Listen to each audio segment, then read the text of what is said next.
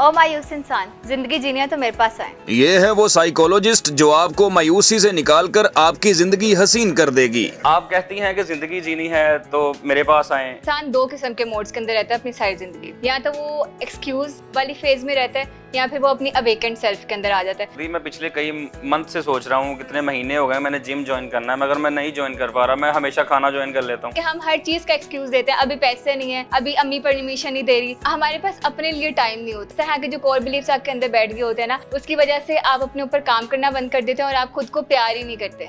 Young लड़के हैं, किसी के माइंड में चल रहा है मैंने अच्छी गाड़ी लेनी है, कईयों का ये है कि मैं अमीर घर की लड़की पटाऊंगा और ये सारी चीजें मुझे लेनी नहीं पड़ेंगी। तो बजाय इसके कि आप देखें कि मैंने किससे क्या क्या लेना है, इतनी मेहनत करते हैं और आप इस लेवल तक पहुंच जाते हैं कि आप देखते हैं कि मैंने किसको क्या क्या देना है। आप इतने छोटे नहीं है कि आप सिर्फ पैसों के लिए किसी के घर चले जाएं। किसी ना किसी लेवल पे जाके उसका कॉन्फिडेंस ब्रेक हो जाता है जब वो इर्द गिर्द अपने एम्प्लॉयज को जो साथ काम कर रहे हैं, अपने कोलीग्स को देखता है, ये बंदे ने मुझसे ज्यादा पैसे कमा लिए, ज्यादा गाड़ी ले ली है। अब इसमें ये क्या चीज है कि अभी इस सेल्फ के अंदर आप क्या होते हैं कि आप कंपैरिजन में होते हैं। कंपैरिजन आपका दूसरे बंदे के साथ नहीं है, आपका कंपैरिजन है अपनी पास्ट सेल्फ के साथ। आप साल पहले कहाँ पे थे, आप 2 साल पहले कहाँ पे थे ना। एक शील्ड बनना होता है अपनी वाइफ के आगे, अपने बच्चों के आगे, अपनी माँ के आगे। तो जब तक कि वो इस चीज से अवेयर नहीं होगा कि जो भी मेरे दोस्तों की बातें थी, जो भी सोसाइटी की बातें थी, वो सिर्फ उनके मुंह थे, उनके जहन थे। वो लड़के वाले डिमांड्स कर रहे होते हैं, लड़कियों वालों की कुछ चीजें नहीं मैच करती, क्या चीजें जन्म लेती हैं। उसे यही over thinking, low self worth. तो एक जो उसको डिजर्व करता है, जो उसको अफोर्ड कर सकता है। तो आपने खुद को भी ये रखना है कि यू आर रेंज रोवर, ठीक है। बंदा एक है, उसको माँ भी शिकायतें लगा रही है, बीवी भी लगा रही है, कितनी चीजें लेके घर से जॉब पे जा रहा है, वापस आ रहा है, फिर वही रिपीट हो रही हैं चीजें सारी। लाइक अब आपने नई फैमिली बनाई है अपनी वाइफ के साथ, ठीक है, और जो आपकी पिछली फैमिली है उसका कितना इंटरफेरेंस होगा आपकी इस फैमिली के साथ। आजकल बच्चों के हल्के पड़ चुके हैं, हमने मेरे भी देखे होंगे, बच्चा तो नहीं हूँ। मोबाइल्स के अंदर इतना ज्यादा खो गए हैं कि डूम स्क्रॉलिंग के हमें हर टाइम कुछ न्यू चाहिए। से ये क्या है कि आपको ये रियलाइज करने की जरूरत है कि इंसान इस तरह से नहीं बना था, इंसान के पैटर्न्स ये नहीं है। इंसान मतलब हम बहुत स्लो पेस। अस्सलाम वालेकुम नाज़रीन, मैं हूं काका रिपोर्टर, आप देख रहे हैं न्यू प्लस। नाज़रीन, एक लड़की को मैंने कहते हुए सुना, अगर जिंदगी जीना चाहते हो तो मेरे पास आओ। मैं हैरान हुआ कि ऐसी कौन सी बात है कि जिंदगी जीने के तरीके भी कोई बता रहा है, क्योंकि आजकल अगर हम अपनी सोसाइटी में देखें तो हमें बेशुमार ऐसे लोग नजर आते हैं जो कि किसी ना किसी बीमारी का शिकार हैं। वो दिमागी बीमारी है, डिप्रेशन में है, एंजाइटी में है, जेलसी फैक्टर है, मोबाइल फ़ोन का ज़्यादा इस्तेमाल है जिससे चिड़चिड़ापन आ रहा है, कॉम्प्लेक्स का शिकार है। हमें कोई भी बंदा शक्ल से सही नज़र नहीं आता। अगर हम अपने इर्द गिर्द नज़र दौड़ाएं, इवन कि आप मुझे देखें, किसी और को देखें, तो हर बंदे के चेहरे के ऊपर कोई ना कोई परेशानी, कोई ना कोई सोच जो वो अपने साथ लिए घूम रहा है। ये सारी चीज़ें चलती हैं। इन सब से कैसे जान छुड़वाई जाए, कैसे इनको मैनेज किया जाए, कैसे हर चीज़ को अपने दायराकार में लाकर सोचा जाए और उतनी ही सोच सोची जाए जितना उसके वो काबिल है। तो इन सब पे बात करने के लिए वो ये लड़की हैं जिनका नाम तूबा अफजल है, जो कि साइकोलॉजिस्ट हैं, ट्रांसफॉर्मेशनल कोच हैं। आपको बताएंगी कि कैसे आपने सर्वाइवल मूड से निकलना है और हसीन जिंदगी गुजारनी है, कैसे आपने सोचों का अंबार उतार के फेंक देना है। डॉक्टर साहबा कैसी हैं आप? ठीक, अल्हम्दुलिल्लाह, आप बताएं। अल्हम्दुलिल्लाह। आप कहती हैं कि जिंदगी जीनी है तो मेरे पास आए। ऐसी कौन सी गीदड़ सिंगी है आपके पास कि आप बिल्कुल ठीक कर देंगी अगले बंदे को जो कि सोचों में घूम रहा है? एग्जैक्टली ऐसा ही है कि जिंदगी जीनी बहुत आसान है, हमने खुद ही इसको अपने लिए मुश्किल किया हुआ है। तो मैं आपको वो सारे तरीके बताऊंगी जो कि आप आसानी से लाइक स्टेप बाय स्टेप उनको अपना के तो जिंदगी गुजारने के बजाय जिंदगी जीना शुरू कर देंगे। ठीक है, क्या तरीके हैं वो? एक आम इंसान की मिसाल ले लेते हैं। आपका जो एनालिसिस होगा आजकल सोसाइटी में किस किस टाइप के बंदे चल रहे हैं, क्योंकि शक्लें उतरी होती हैं, वो कैसे ठीक करेंगी आप? अच्छा, ऐसा होता है कि मोस्टली जो हमारे आसपास लोग हैं ना, वो लाइक 90% सर्वाइवल मोड के अंदर है। ठीक है। सर्वाइवल मोड क्या होता है कि अच्छा, मैं ना जितना मैंने इंसानों को एनालाइज किया है तो उसके अंदर मेरी ये एनालिसिस है कि इंसान 2 किस्म के मोड्स के अंदर रहता है अपनी सारी ज़िंदगी। या तो वो एक्सक्यूज़ वाली फेज़ में रहता है या फिर वो अपनी अवेकेंड सेल्फ के अंदर आ जाता है। तो एक्सक्यूज़ फेज़ कौन सा होता है कि जिसमें आप सालों से सोच रहे होते हैं कि मैंने जिम जाना है, लेकिन मैं मंडे को जाऊंगा, अगले महीने जाऊंगा, सैलरी आएगी तो जाऊंगा, जैसे मैं सोचता किसी ना हूँ, किसी। सच आपने ये मेरी बात कर दी। मैं पिछले कई मंथ से सोच रहा हूँ, कितने महीने हो गए मैंने जिम ज्वाइन करना है, मगर मैं नहीं ज्वाइन कर पा रहा। मैं हमेशा खाना ज्वाइन कर लेता हूँ। तो एग्जैक्टली आप भी अपनी उसी एक्सक्यूजिंग सेल्फ के हाँ अंदर जी। है कि हम हर चीज का एक्सक्यूज देते हैं। अभी पैसे नहीं है, अभी अम्मी परमिशन नहीं दे रही, अभी स्पाउस नहीं मान रहा, मतलब अभी बच्चे बड़े हो जाए, तो हमारे पास अपने लिए टाइम नहीं होता और हम अपनी अवेकेंड सेल्फ के अंदर आ ही नहीं पाते। हम हर चीज को ब्लेम करते हैं, ठीक है। तो जब आप ब्लेम गेम से निकल के अपनी हर चीज़ की प्रायोरिटी लेना शुरू करते हैं, अपनी हर चीज़ की लाइक पावर अपने पास वापस लेते हैं कि हाँ अगर ये मसला है तो इसको मैं ठीक करूँगा, कोई और नहीं आएगा इसको ठीक करने के लिए, ठीक है। तो जब बेसिकली अवेकेंड सेल्फ वो होती है जिसमें आप अपनी पावर वापस ले लेते हैं और ओवर थिंकिंग उसके अंदर ऑटोमेटिकली खत्म हो तो जाती कैसे है। अपनी पावर वापस ली जाए कि मैं डिसीजन ले सकूं कि ये मैंने अपने लिए करना है? ओके उसके अंदर ये चीज़ है कि हमारे ना कोर बिलीफ्स होते हैं, ठीक है, जो बचपन से हमारे अंदर बिल्टअप हो गए होते हैं। अब कोर बिलीफ एक ही होता है आपका कि I am not good enough, ठीक है, और आई डोंट डिजर्व लव, और आई एम अ फेलियर, ठीक है। इस तरह के जो कोर बिलीफ्स आपके अंदर बैठ गए होते हैं ना, उसकी वजह से आप अपने ऊपर काम करना बंद कर देते हैं और आप खुद को प्यार ही नहीं करते, सेल्फ केयर नहीं करते, ठीक है। तो बेसिकली मैंने उन्हीं आपके कोर बिलीफ्स को चैलेंज करना है कि ये बचपन की वो बातें हैं। बचपन में जब आप इमोशनल निगलेक्ट अपने पेरेंट्स की तरफ से फेस करते हैं तो उसके वजह से आपकी कोर बिलीफ्स बन जाते हैं रिजेक्शन की बेस पे, ठीक है। तो अब उन कोर बिलीफ्स को हम चैलेंज करेंगे और आपको बताएंगे कि you are good enough, you are capable of doing anything and आप कर एवरीथिंग सकते हो इन दिस सब वर्ल्ड। कुछ। एग्जैक्टली जब आपका ये कोर बिलीफ अंदर से चेंज हो जाएगा ना, तो आप खुद को प्यार करना भी शुरू कर देंगे और अपने लिए हर वो काम करेंगे जो कि ज़रूरी है। आप जिम स्टार्ट करेंगे, आप अच्छा खाना शुरू करेंगे, आप जो है मतलब हर अपनी वेलबींग, मेंटल वेलबींग, अपनी इमोशनल हेल्थ, अपनी फिजिकल हेल्थ, हर उसके लिए आप स्टेप लेना स्टार्ट कर देंगे। ठीक है, ये तो अपने लिए हो गया। अगले स्टेप पे आ जाते हैं। आजकल हमारे जो नौजवान हैं, यंग लड़के हैं, किसी के माइंड में चल रहा है मैंने अच्छी गाड़ी लेनी है, हाँ, किसी के exactly. माइंड में अच्छा फोन चल रहा है, किसी के माइंड में अच्छी लड़की चल रही है, कईयों का ये है कि मैं अमीर घर की लड़की पटाऊंगा और ये सारी चीजें मुझे लेनी नहीं पड़ेंगी। ये एक डिफरेंट सोचें हैं हमारे माशरे में जो जन्म ले चुकी हैं और इनके ऊपर काम हो रहा है, लोग लगे हुए हैं, मुतहर्रिक हैं। ये कौन सा मोड है? अच्छा ये भी यही वाला मोड है कि जब आप अपने ऊपर काम नहीं करते और लाइक जब आप अपने अवेकेंड सेल्फ के अंदर आते हैं ना, एक तो आप अपने पर्सनल लेवल पे काम स्टार्ट करते हैं, ठीक है। जब आपने पर्सनल लेवल पे काम स्टार्ट किया ना, आपकी सेहत अच्छी है, आपकी एनर्जी अच्छी है, आप अच्छी मोटिवेशन में हैं, आप कंसिस्टेंटली काम कर रहे हैं, तो आप अपने करियर पे भी काम करेंगे, ठीक है। तो जब आप अपने करियर पे काम करते हैं तो आप उस एक होते हैं गिवर, एक होता है रिसीवर। तो पहले आप रिसीवर वाली फेज में थे जब आप एक्सक्यूजिंग सेल्फ में थे, तो जब आप अवेकेंड सेल्फ में आते हैं तो आप गिवर वाले फेज में आ जाते हैं। तो बजाय इसके कि आप देखें कि मैंने किससे क्या क्या लेना है, आप इतनी मेहनत करते हैं और आप इस लेवल तक पहुंच जाते हैं कि आप देखते हैं कि मैंने किसको क्या क्या देना है, किसको क्या क्या चाहिए। तो जिसने भी मतलब अगर किसी की ये है कि मैं किसी से शादी करके तो अमीर हो जाऊं, फीमेल और मेल जो भी, तो वो खुद इस काबिल हो जाएगा कि वो अपने लिए वो वेल्थ बना ले और अपनी लाइक आप इतने छोटे नहीं है कि आप सिर्फ पैसों के लिए किसी के घर चले जाएं, ठीक है। आपकी वर्थ बहुत बहुत ज़्यादा है, ठीक है। तो जब आप इसको जान लेते हैं ना, तो आप कभी भी कॉम्प्रोमाइज़ नहीं करते। जैसे मोस्टली हमारे घर, हमारे सब कॉन्टिनेंट में ये चलता है कि 2 रोटी खाने के लिए और बच्चों की परवरिश के लिए, इवन बच्चे ना भी हों, सिर्फ फीमेल्स 2 टाइम की रोटी और छत के लिए ट्रॉमा फेस करती रहती हैं, फिजिकल अब्यूज़, इमोशनल अब्यूज़ और ससुराल वालों के ताने, हस्बैंड के ताने, वो सारा कुछ।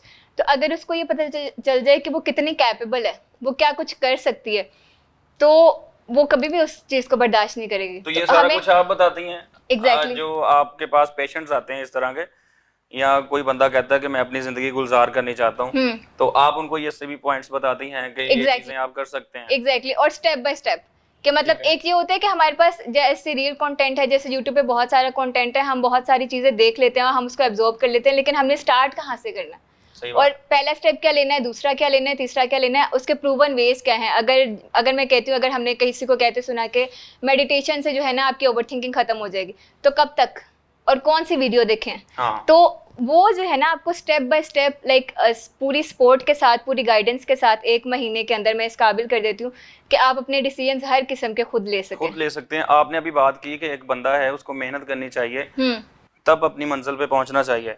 वो एक ऑफिस में काम कर रहा है, वो मेहनत लगा हुआ है, सर नीचे उसने किया हुआ है और सर झुका के लगा हुआ है, तो किसी ना किसी लेवल पे जाके उसका कॉन्फिडेंस ब्रेक हो जाता है जब वो इर्द गिर्द अपने एम्प्लॉयज़ को जो साथ काम कर रहे हैं अपने कोलीग्स को देखता है कि यार ये बंदे ने मुझसे ज़्यादा पैसे कमा लिए, ज़्यादा गाड़ी ले ली है। वो एक कॉम्प्लेक्स का शिकार हो जाता है जिससे उसका कॉन्फिडेंस जो है ब्रेक हो जाता है, वो थक जाता है। ऐसी कैटेगरी भी है। ऐसे भी है। अब इसमें ये क्या चीज़ है कि अभी इस सेल्फ के अंदर आप क्या होते हैं कि आप कंपैरिजन में होते हैं। हाँ। ठीक है, तो आपने कभी भी कंपैरिजन आपका दूसरे बंदे के साथ नहीं है, उसके हालात डिफरेंट है, आपके हालात डिफरेंट है। आपका कंपैरिजन है अपनी पास्ट सेल्फ के साथ। आप साल पहले कहाँ पे थे, आप 2 साल पहले कहाँ पे थे। अब किसी के जनरेशनल वेल्थ है, ठीक है, एक बंदा जो है एसयूवी चला रहा है और आप ऑटो में है, ठीक है, तो आपका उसके साथ कंपैरिजन नहीं है, उसके बाप के साथ कंपैरिजन है। ठीक है, 30 साल की उम्र में या 40 साल की उम्र में अगर आप उस 25 साल की उम्र में आप उसके साथ कंपैरिजन कर रहे हैं, तो आपका आपके दोस्त के साथ कंपैरिजन नहीं है, क्योंकि आप अपनी वेल्थ खुद बना रहे हैं। ठीक है, और आपने अपने साथ लेके आप साल पहले किधर थे और आप आज किधर हैं, तो आपने उसको अपना प्रोग्रेस ट्रैक करना है, दूसरे का नहीं करना है कि उसने 10 लाख कमा लिया और मैंने नहीं कमाया। उसकी स्ट्रगल अलग है, आपकी स्ट्रगल अलग है। बहुत अच्छी बात है। अच्छा ये बताएं कि रिश्ते नहीं हो पा रहे जी, लड़के के और लड़कियों के, लड़कों के रिश्ते नहीं हो पा रहे, डिले हो जाता है, जिससे मुआशरे में लोग उनको ताने देना शुरू कर देते हैं। इवन के लड़के अगर बैठे हों गैदरिंग में तो मजाक उड़ाना शुरू कर देते हैं कि यार तेरा नहीं होगा तो बुढ़ा हो जाएगा। ऐसे ही वो चिड़चिड़ा हो जाता है बंदा, वो किस नहज पे पहुंच जाता है कि वो क्या सोचने लग जाता है जिसको इस तरह के ताने मिलते हैं। हाँ, उसका यही चीज़ है कि हमारे यहाँ पे ना sensitivity towards emotions, towards vulnerability बहुत कम है। हमें नहीं पता कि लाइक एक बंदा एक चीज़ को लेके वल्नरेबल है, एक बंदा एक चीज़ को लेके सेंसिटिव है, हम उसके वही पेन पॉइंट्स उठा के पूरी पब्लिक में, पूरे दोस्तों में उसको जो है ना उछालते हैं। तो इससे क्या होता है कि अगर उसने कोई अपना पेन पॉइंट आपसे डिस्कस करना भी था ना, तो वो नहीं करेगा और वो अपने आप में लड़ता रहेगा, और मे बी मतलब इसी तरह के केसेस पे तरफ जाते हैं जब ये सिवियर हो जाता है। तो हमें एक तो ये चीज़ कि एज अ फ्रेंड और as a like mother, sister, brother, इस तरह की सोसाइटी क्रिएट करनी है अपने लिए और अपने आसपास वालों के लिए कि हम किसी के वीक पॉइंट को मजाक ना बनाएं। ठीक है, उसको हम लोग समझें कि अच्छा ये इसका वीक पॉइंट है, ये इस टाइम इससे स्ट्रगल से गुजर रहा है, तो अगर हम उसकी हेल्प नहीं कर सकते ना उस प्रोसेस में, तो उसको एटलीस्ट बैठ के सुन लें और लाइक वो वैसे ही उसकी जो है ना बहुत सारी इमोशनल पेन रिजॉल्व हो जाती है। एग्जैक्टली, अगर एक शख्स की शादी लेट हो जाती है, हाँ, शादी हो जाती है मगर उसकी शादी लेट तब हुई है जब उसने लोगों की बातें सुनी है, मुआशरे की बातें सुनी है, तो वो क्या वैसे ही सर्व कर पाएगा अपनी इज़्दिवाजी जिंदगी में? वो अपनी बीवी के साथ सलूक, वो जो जैसे यंग कपल घूमते हैं फिरते हैं उनका सलूक होता है, या उसमें बदलाव होगा? हाँ, नहीं सही बात है, उसमें बदलाव आएगा।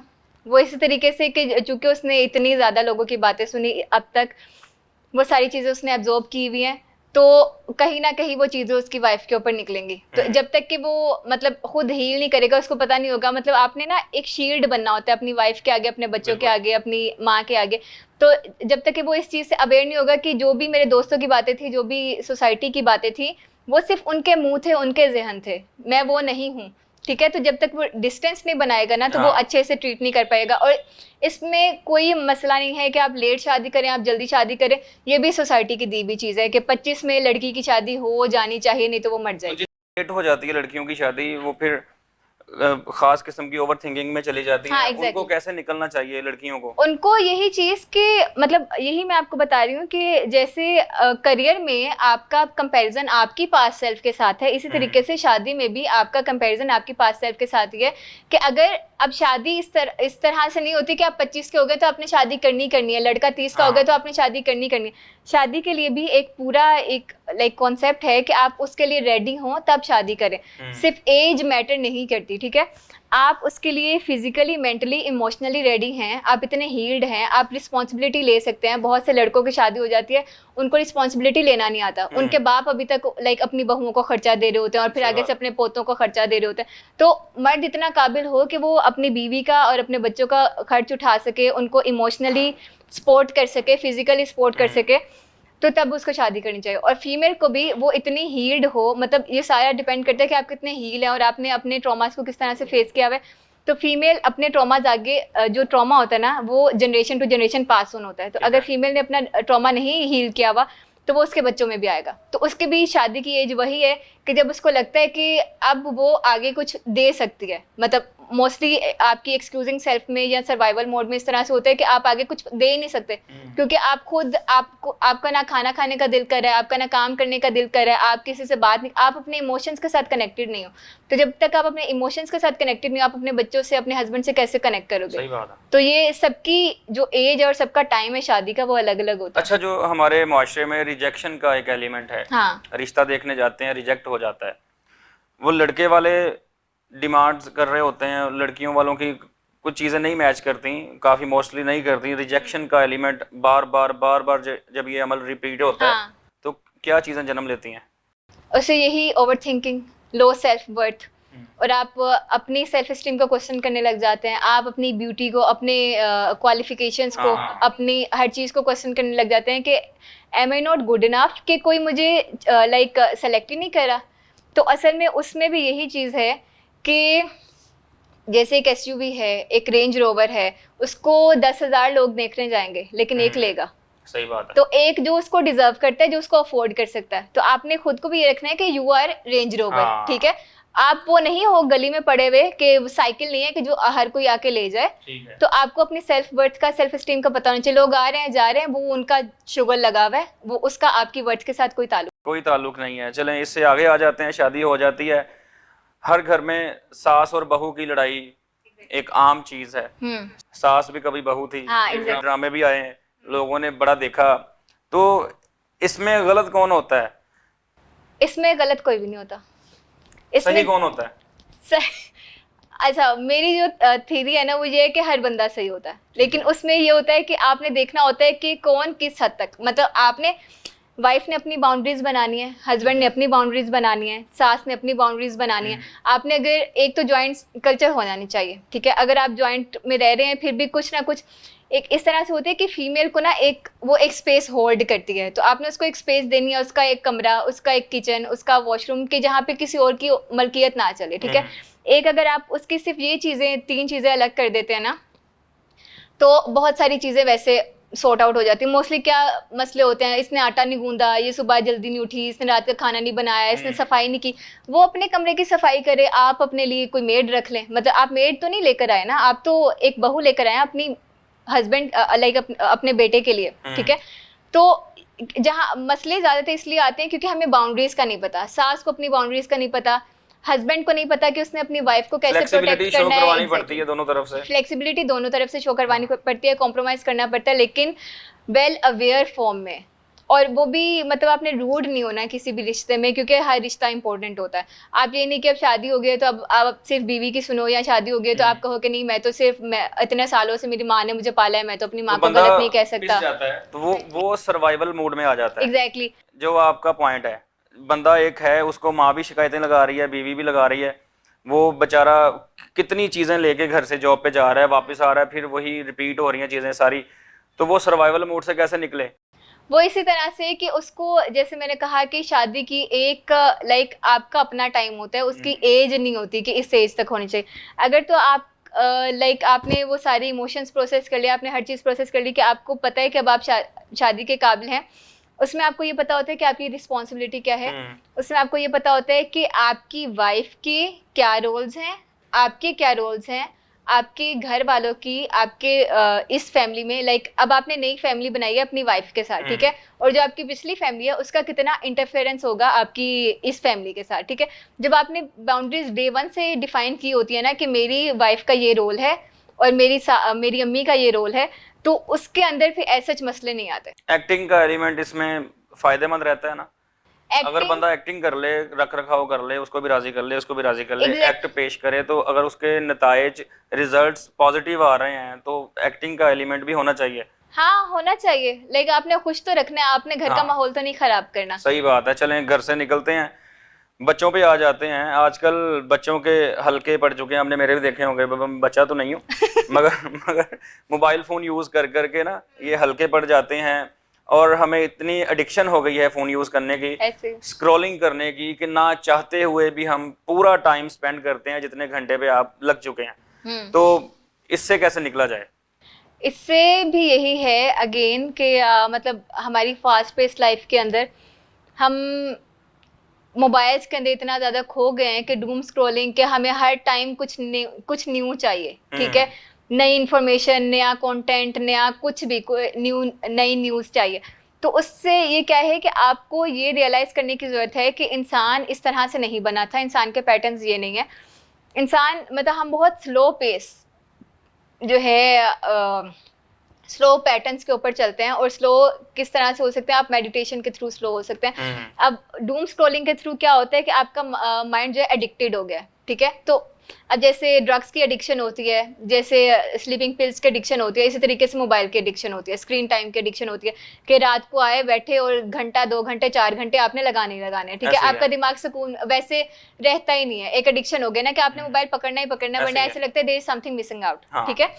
तो वो क्या है कि अब आपने उसको दिमाग को उस एडिक्शन से निकालना है। तो उस एडिक्शन से निकालने के लिए क्या होता है कि हम जैसे रीइंफोर्समेंट करते हैं, उसमें आपने एक नेगेटिव चीज निकालनी है ना, तो उसको एक पॉजिटिव चीज देनी है। तो अब जो टाइम आप मोबाइल पे लगा रहे थे ना, अब आपने ये करना है कि आपने उसकी जगह पे वॉक करनी है, ठीक है, मेडिटेशन करनी है, और आपने कोई बुक पढ़नी है। एग्जैक्टली, आपने कोई बुक पढ़नी है, जो वो टाइम खाली नहीं छोड़ना आपने, वरना आप जाके दोबारा मोबाइल पे आपको बिजी रखना है, आपने किसी ना किसी अच्छी हेल्दी एक्टिविटी। आपको नहीं लगता फोन यूज करने से, जब से मोबाइल फोन आम हो गया है, हर बंदे की एक्सेस में है, तो रिश्ते दूर हो गए हैं, रिश्तों में मिठास खत्म हो गई है, चाहत खत्म हो गई है। पहले ये था कि पास बैठ के रात को बातें होती थी, सारा दिन का हाल व अहवाल डिस्कस होता था, बड़ों की सलाह मशवरा लिया जाता था। अब वो चीज़ें नहीं हैं। अब जब हम देखते हैं कि हमारे बड़े तन्हाई का शिकार हैं, हम बजाय उनको टाइम देने के उनको भी एक फ़ोन लेकर दे देते हैं, माँ जी तुसी भी रीला देखो, तो माँ जी रील्स देख रही होती हैं। अब रील्स टू रील्स चला गया। अब घर वाले कजन्स आपस में ये कहते हैं वो रील देखी थी तुम्हें, मैंने भेजी थी, ये डिस्कशन होती है। वो ट्रेंड चल रहा है उसकी, वो वाली वीडियो, हाँ जी, कि मतलब जो भी नए ट्रेंड पे आते हैं, एग्जैक्टली इसी तरह से है। हमें मतलब दोबारा वही जो पुराना कल्चर था हमारा, वही रिवाइव करने की जरूरत है कि एक टाइम रात का स्पेशली, क्योंकि उस टाइम पे सब लोग होते हैं, सुबह तो भागम भाग लगी होती है, जो कि सुबह भी आपको इतनी भाग के अपनी मॉर्निंग स्टार्ट नहीं करनी चाहिए, उसको भी आपको बहुत स्लो मॉर्निंग का स्टार्ट करना चाहिए, उस पर भी हम बात करेंगे। लेकिन रात को जो है रिलीजियसली आपको ये फॉलो करना चाहिए हर घर के अंदर कि रात को सब लोग, जो डिनर टेबल है, डिनर पे सब इकट्ठे बैठेंगे और उस पे सब बात करेंगे। मोबाइल ये बड़ी अच्छी बात की है, डिनर की बात कर लें। लोग खाना नहीं खाते जब तक कोई रील या कोई वीडियो सामने, कोई व्लॉग सामने यूट्यूब ना लगाओ, कोकोमेलन ना लगाओ, कुछ लगाओ, हाँ जी, वो खाना नहीं खाते, बच्चे खाना नहीं खाते, एग्जैक्टली वो टोन्स पे लगे हुए हैं। एग्जैक्टली वो उस पे यही चीज है ना कि इसको हमने रीवायर करना है। अब हम लोग इस तरह से ट्रेन हो गए हैं, तो हमने रीवायर करना है। इट्स नॉट डिफिकल्ट, सिर्फ मतलब ये समझने की जरूरत है कि ये हमें नुकसान दे रहा है, ठीक है। तो जब आप इससे, जैसे अगर किसी को कैंसर डायग्नोस हो जाता है, अल्लाह ना करे, तो वो क्या करते हैं कि रिगरसली उसके अपॉइंटमेंट्स, जो भी चीजें होती हैं उसकी तरफ वो लगा रहता है। तो आप भी ये समझ लें कि एक बहुत मोहलिक बीमारी डायग्नोज हो गई है, तो हमने सिर्फ इससे छुटकारा पाना है और हमने हर वो काम करना है जो कि हमें इससे दूर ले जाए और हमें सुकून की तरफ ले जाए। अच्छा, ये सारा कुछ तो मैंने आपसे पूछा, सारे इश्यूज पूछे, आपको सबका हल भी है, तो आप खुश हैं अपनी लाइफ से? क्योंकि आपको जब कोई चीज आन घेरती होगी तो आपके पास तो सारे हल होते होंगे कि मैं ये कर लूँ तो मैं ठीक हो जाऊंगी। एग्जैक्टली, शुक्र अल्हम्दुलिल्लाह, मेरे पास बहुत सारे मैनेजमेंट टूल्स हैं, स्ट्रेस मैनेजमेंट के, इमोशनल रेगुलेशन के। तो मुझे पता होता है कि अब अगर मैं इमोशनली ओवरवेल्म हो रही हूँ, कोई भी ऐसी इमोशनली हाई सिचुएशन आई है, तो मैंने उसको किस तरीके से टैकल करना है। बाकी ये है कि जैसे अगर कोई आंखों का मरीज है तो उसको भी आंख का मसला हो सकता है, अगर कोई दिल का मरीज है उसको भी दिल का डॉक्टर है तो उसको भी दिल का दौरा पड़ सकता है। तो इसी तरीके से ये ह्यूमनली प्रॉब्लम्स हैं। प्रॉब्लम्स हर इंसान को आते हैं, हर डॉक्टर को भी आते हैं, लेकिन आप उसको टैकल कैसे करते हो और कितने टाइम में करते हो, ये मैटर करता है। तो आप कितने दिनों में मायूसी से निकाल कर उसको नई उम्मीदें देना शुरू कर देती हैं, अगर कोई आपके पास पेशेंट आता है तो? अच्छा, उसमें ये है कि जो मैं क्लेम करती हूँ अपने ऑफर में, उसमें ये है कि मिनिमम 2 सेशंस में आपको रिजल्ट्स आने लग जाते हैं। ठीक है। और टोटल 1 महीने का होता है, मैक्सिमम 8 सेशंस होते हैं, और उसमें टोटली वो जैसे होता है ना कि एक आपकी सेल्फ एक ये जो है सेल्फ, वो एक सेल्फ उतर जाती है और अंदर से आप नए एक बंदे इंसान बन के निकलता है। कभी कुछ ऐसा लेवल का पेशेंट भी आया जिसने डॉक्टर को साइको कर दिया, हो गया मैंने ये कौन से पेशेंट को हाथ डाल दिया? नहीं, इस तरह का नहीं आया। वो असल में अब काम कर करके इतना तजुर्बा हो गया कि पता चल जाता है कि ये बंदा चेंज चाहता है या ये क्या चाह रहा है ना। तो सही है। आप फिर मैं ऐसे पेशेंट्स लेती नहीं हूँ कि अगर किसी को हाँ, अपने ये तो मुझे ऊपर काम पागल नहीं कर करना देगा। ना, एग्जैक्टली हाँ। अगर किसी ने अपने ऊपर काम नहीं करना तो फिर वो मेरा पेशेंट नहीं है। ठीक है, थैंक यू सो मच, आपने वक्त दिया। नाज़रीन, हमने वो सारे इश्यूज डिस्कस किए जो आपके इर्द गिर्द लोगों में, आप में चल रहे हैं, आप डेली चीज़ें देखते हैं। इसमें एक ही बात कहूँगा, जितने भी हमने इश्यूज उठाए हैं, सास का, बहू का, लेट शादियाँ हो रही हैं, रिश्ते नहीं हो रहे, बच्चे फ़ोन यूज़ करते हैं, मोहब्बत ख़त्म हो गई है, ये सारी चीज़ों का एक ही हल है कि अपने अंदर एहसास पैदा करें, अपने अंदर मोहब्बत पैदा करें और पॉजिटिव रहें। क्योंकि जब आप एंजाइटी पेशेंट हो जाते हैं, चिड़चिड़े हो जाते हैं, आप हर बात में से नेगेटिव पॉइंट्स उठा के उनको बेस बना के, इशू बना के उसके साथ ही ज़िंदगी गुजारना शुरू कर देते हैं। वो एक ऐसा लेवल आ जाता है जब आपको किसी रिश्ते की ज़रूरत नहीं रहती, आप तन्हाई पसंद हो जाते हैं, आपको कोई भी ठीक नहीं लगता। अपने अंदर पॉजिटिव पहलू जो हैं वो पैदा करें, पॉजिटिविटी उठाएं, हर बात में से नेगेटिव चीज़ें जो हैं उनको आपने पकड़ना नहीं है, टच तक नहीं करना, आपकी ज़िंदगी गुलजार हो जाएगी और डॉक्टर साहबा के पास भी पेशेंट्स फिर कम हो जाएंगे। बहुत बहुत शुक्रिया, अगली वीडियो में मुलाकात होती है, अल्लाह हाफिज़।